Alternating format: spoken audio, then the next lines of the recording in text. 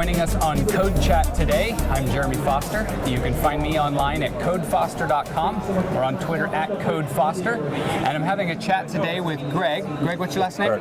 Doug Mahugh. Let's start that over. Okay. I've been calling you Greg. Yeah, I thought I heard that earlier. That's maybe too much of a flub right at the beginning. I'll start over. I should have said something. It's Doug, right? It's Doug, What's your last name? Mahugh. Mahugh, okay. Yeah. Okay. My brother's Greg, coincidentally. Yeah. I must have known that. Yeah. And I'm here today with Doug Mahugh from Microsoft Open Technologies. How are you doing today, Doug? Good. Good.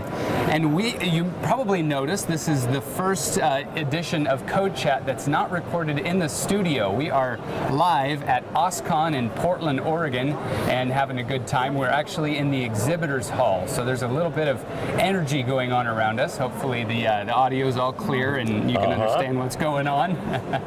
But I'm really excited to have a chat with Doug today about some of these cool open technologies.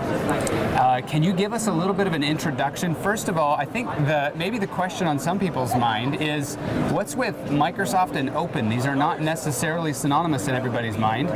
Well, we're trying to change that, and I think we're making a lot of progress on it. Microsoft Open Technologies is a subsidiary of Microsoft. We used to be the interoperability strategy team, and a couple of years ago we were spun off as a wholly owned subsidiary, and what we do is work around open source, open standards, and interop. We help bridge Microsoft technologies and platforms and services with non-Microsoft technologies. And here at OSCON we have all these open source technologies, and a lot of these booths are entities, either a community or a company that MS Open Tech has worked closely with the last few years to help make that technology work well on Azure, on Windows Phone, or on other Microsoft platforms. Excellent. So what are some examples of some of those entities?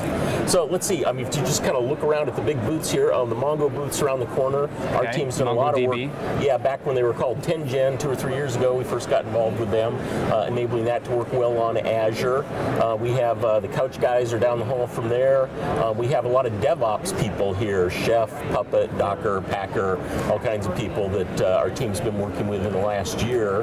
And these are all companies that have a technology that's popular with open source developers. And our team's mission is to make sure that they can take that tool that they know, they're already trained, they already have an investment in it, and they can just move over onto Azure and start being productive using the tool they already know and love.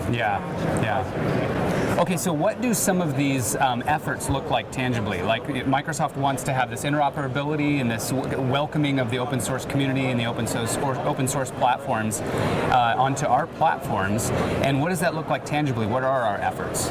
So something our team does, we have an evangelism team that I'm part of. We have a standards team that represents Microsoft various standards committees, and we have an engineering team that is at the heart of doing the work you're alluding to there. Our engineering team goes out and looks at, here's a technology, let's say it's Docker, for example. So that was a couple weeks ago, I think we had an announcement around Docker, and look at Docker. Okay, Docker is a very popular tool that they're all using. In Windows Azure, you can spin up virtual machines, with the cross-platform command line interface. You just say Azure VM create.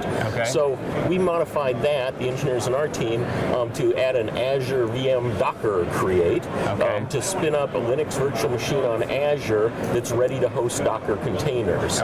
So that's like a specific example of the sorts of things we do.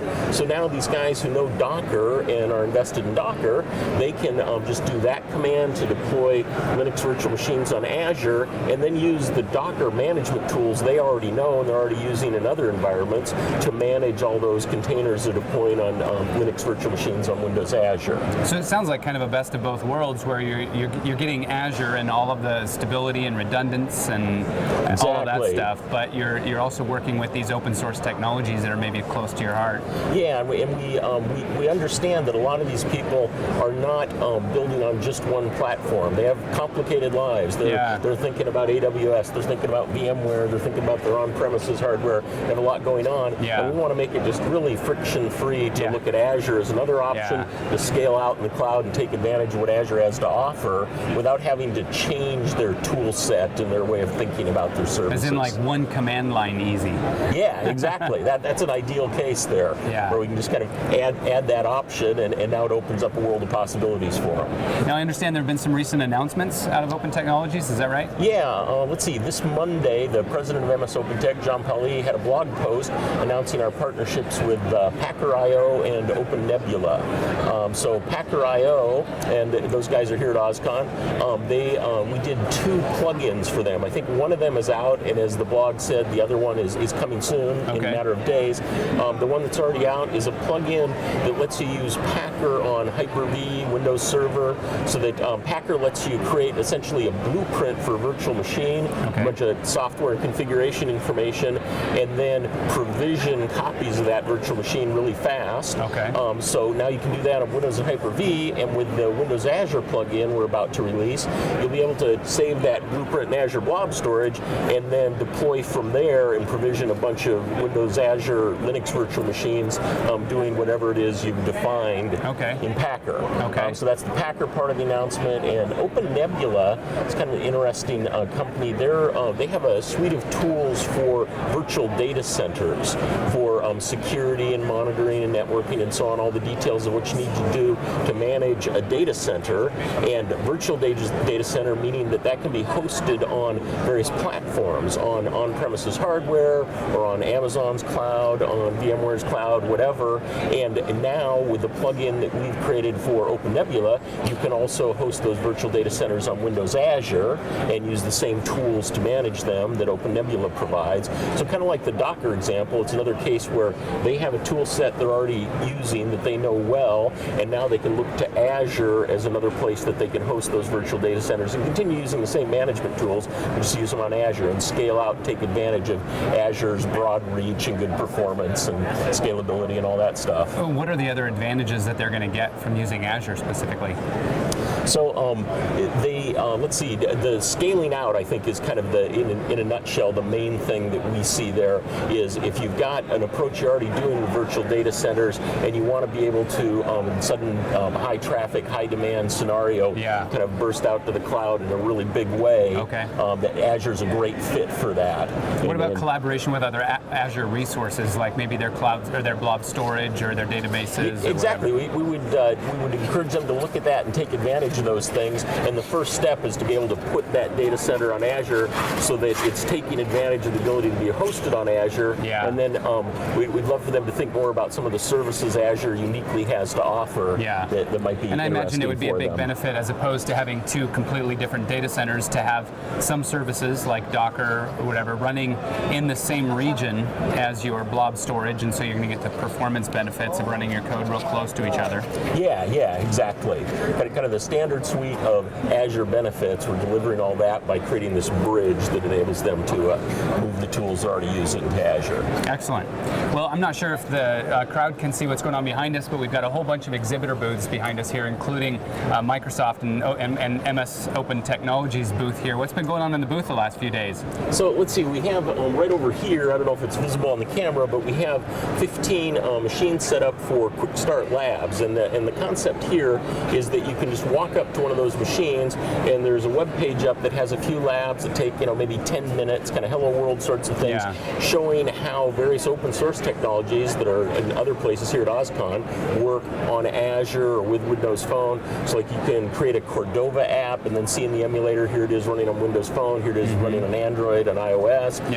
You can do like a Python Mongo little app running on Windows Azure with the Mongo Lab service or the MongoDB service, things like that. And it's been kind of fun. It's been quite crowded at times. We're doing a drawing, and each day people are winning like a Surface Pro 3 or Kinect or Nokia phones or whatever.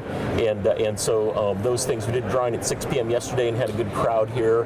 Gave out a bunch of prizes, and there'll be another drawing at the end of the day today. I hope I'm eligible. Maybe I could get my hands on a Surface Pro 3. I don't know about that, Jeremy. I think there might be fine print about Microsoft FTs or something. I never win anything. Well, that's good. This is a pretty high energy conference, this OSCON. Yeah, and it's like with the Quick Start Labs, it's been kind of fun that some of these people, they really know the open source technologies well, and what's new to them is Microsoft, Windows, Azure, Windows Phone. Yeah. And so they come up to these labs and they're fluent in, like say the Python Mongo example I gave. Seeing some of these guys, they know Python and Mongo inside out. They just never realized that could work on Azure. Yeah, right. So it's not like they're a beginner sitting there. It's kind of an expert sitting there who's learning, oh, here's another thing I can put in my toolbox, the ability to deploy it over here. It might actually be a stress reliever, because a lot of the booths that you walk by here, even if it's a very cool, very helpful technology, it's one more thing to learn. Yeah. And if you walk by a booth like the Microsoft booth, it's really just offering a platform to run all the stuff you already know. Yeah, exactly. And that's kind of the message we're trying to get out here is we're not asking you to change the tools you know. You have a reason that those are the tools you like to use. We're just saying, hey, come over here and you can use those tools on our platforms as well. Yeah. Well, is there anything else you want to talk about as far as what Microsoft Open Technologies is doing or what you're working on personally? Let's see. We have a few things going on here in addition to the kind of cloud-oriented things that you and I have been talking about. I understand you're going to talk to my colleague Olivier later. I am. And we have some cool stuff with Internet of Things sorts of technologies over there. I'll let him talk about the details of that, but that's a whole other area that we have a bunch of things going on this week. We have a big keyboard over there. You can dance around on the keys, and they're all hooked up to a Arduino little IoT demo. Yeah. So, anyways, what about the photo booth? Is that our effort? Yes, it is. That's kind of a thing we've done more than once here with Julian Cash. He's a longtime member of this community, an open source guy. He's spoken at OSCON years past, and he's also a professional photographer. And he does these crazy creative photos of people. They come up. He has props and things. Yeah, they're doing some weird stuff. Yeah, and then after it's all over, he posts all of them on the web with no watermark or anything, and people get these high quality photos of them having fun at OSCON. Wow. So we have people here waiting in line to do that who've done that years past at our booth, and it's a nice kind of casual, informal way to get people over here and talk to them. Yeah. And because they're waiting to get the photos, we can talk to them about the other things that are going on here. So kind of a way to draw people to our booth, and it's working very well. That's one of the cool things about the open source community. It really is a community, and it's really cool that we're involved in that. Yeah, it's a lot of fun. And each year we come here, we know more and more people that we've seen years past. Yeah. So the first time we're here, it's like, Microsoft, why are you guys here? Yeah, you right, know? yeah. And now it's like old friends come up, you know, and that's kind of a nice thing. Keeps growing and growing. Excellent. Well, hey, thanks for the chat today. It's been really good talking to you. I'm really excited about the announcements that have come out and all the new capabilities that have been opened up, and hopefully developers around the world are excited about that as well. Cool. Thanks, Jeremy. Yeah. All right. Well, thanks for joining us on CodeChat. We'll see you next time. Okay. Excellent.